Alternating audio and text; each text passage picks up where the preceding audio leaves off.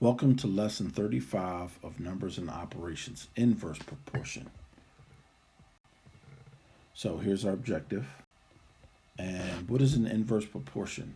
An inverse proportion is when one quantity goes up, the other quantity goes down. So it's the opposite change. So last lesson we did direct proportion, where an increase of one led to an increase in the other. Inverse proportion works in opposite ways. Remember, inverse is another word meaning opposite.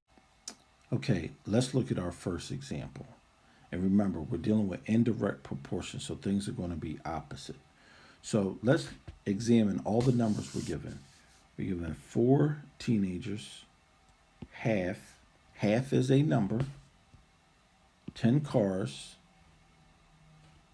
8 teenagers, and the same 10 cars. So the amount of cars did not change, so that's irrelevant. So what do we have? 4 teens,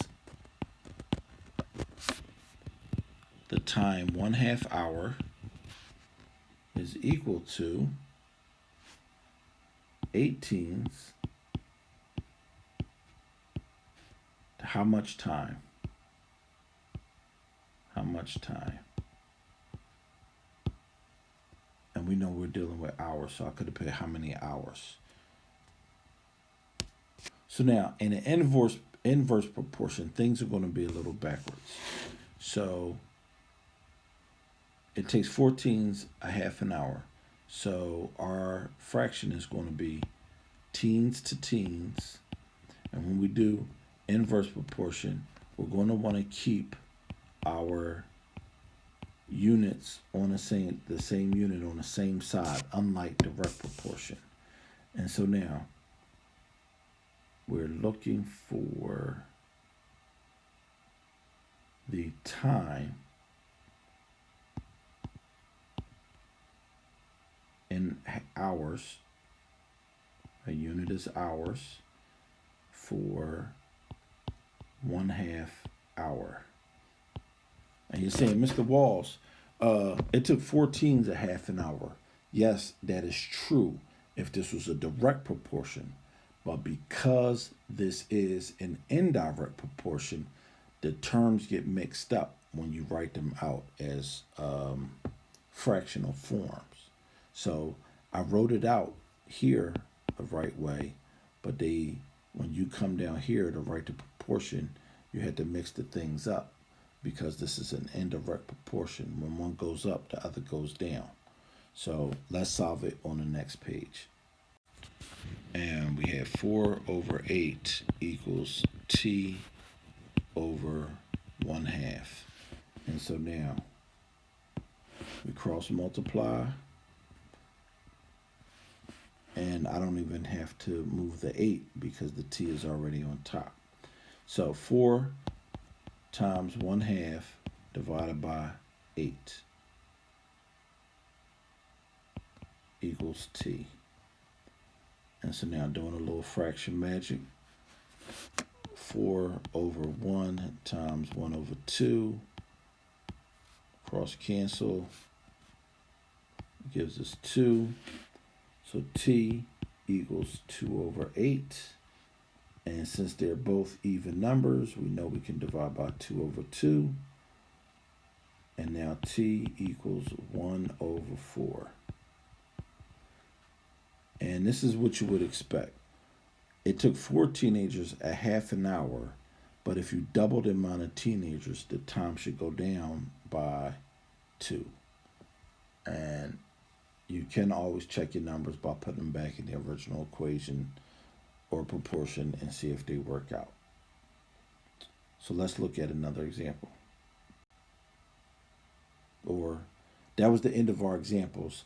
Let's try to solve the practice problems. They're just like the example, and I'll see you at the end of the video.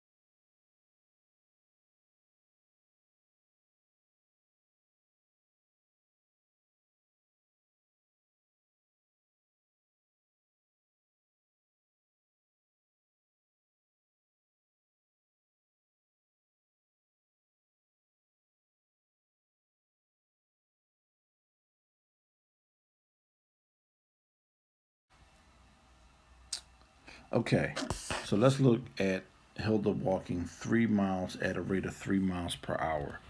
So we got 3 miles, miles, looks like miles, but it's miles, in 1 hour is equal to 4 miles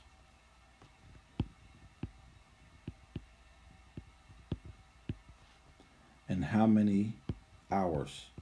Because it's 4 miles an hour, so we got the same time. So the only thing that changes is our speed. We're still walking the same amount of distance, so this number is irrelevant. So these are the two numbers that are relevant. So let's set up 3 miles over 4 miles. And because this is indirect, the 1 hour goes down at the bottom and a question mark goes at the top. So now we know we can just cross multiply here. So 3 times 1 is still 3 over 4. And that lets us know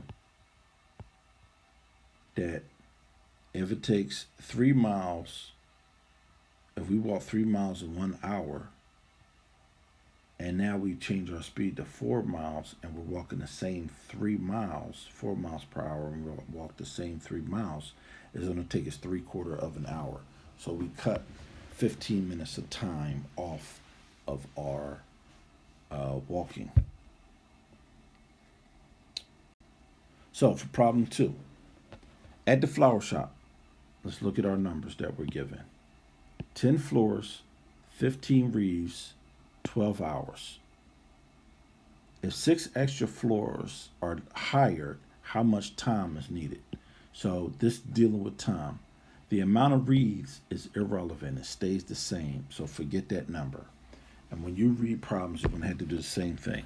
So we had 10 floors, and then 6 extra added to the 10 means it's 16 floors.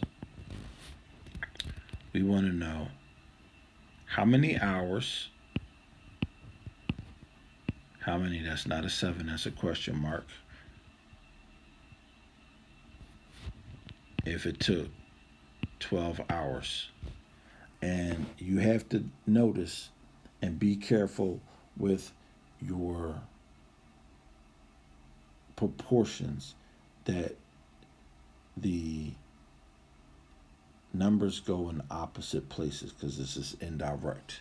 And usually you'll get an indication from the work that it is indirect. So let's do the cross multiplication. 10 times 12 over 16. And we can look for common factors. And we know that 4 goes into 16 and 12. So if we divide by 4, we get 4. If we divide 12 by 4, we get 3. And I don't see anything else. So that means 30 over 4. And if we divide 30 by 4, we get 7 and 2/4. And we know that 2 and 4 are even numbers. So we can divide by 2 over 2 to reduce the fraction. And that will give us 7 1/2 hours. So if we add 6 extra floors, our time goes down to 7.5 hours. And you can experiment with more floors and all kinds of numbers and see what you come up with. But this is how we do indirect proportions. We had to switch the numbers, the units around. So be careful when setting up your proportions. This is not direct proportion. So thank you for watching this video. Subscribe, hit the like button. And I think this is the last video dealing with proportion and race and ratios. I think we're going to move to decimals in the next lesson.